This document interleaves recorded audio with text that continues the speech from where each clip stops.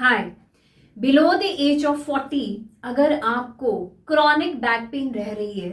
तो वो जरूरी नहीं है कि वो एक तरह से डिस्क बल्ज हो और डिस्क की ही प्रॉब्लम हो, पर उसका एक मेजर कॉज हो सकता है इन्फ्लेमेटरी डिजीजेस। जो एक तरह से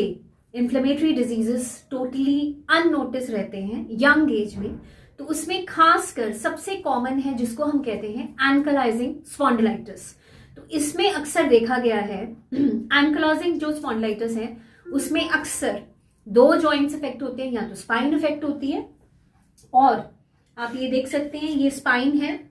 ये वर्टिब्रास हैं, और यहाँ पे सेक्रम होता है, और ये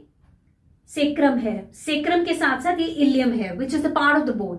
सो सेक्रोइलियक जॉइंट, सेक्रोइलाइटिस या सेक्रोइलियक जॉइंट की जो इन्फ्लामेशन होती है उसको एक तरह से वहां पे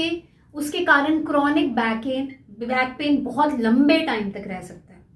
तो वर्टिब्रास हैं, डिस्क हर्निएशन अगर नहीं है तो अक्सर ये सेक्रम एरिया, उसके साथ साथ ये हिप का पार्ट होता है जो इलियम है। सो सेक्रोइलाइटिस और सेक्रोइलियक जॉइंट इन्फ्लेम्ड हो जाता है कई बार, तो वो भी एक बहुत बड़ा कॉज होता है बैक पेन के लिए। तो उसमें जरूरी नहीं है आपने नर्व की दवाइयां खानी है या एक्सरसाइजेस करनी है, तो इन्फ्लामेशन को सबसाइड करना है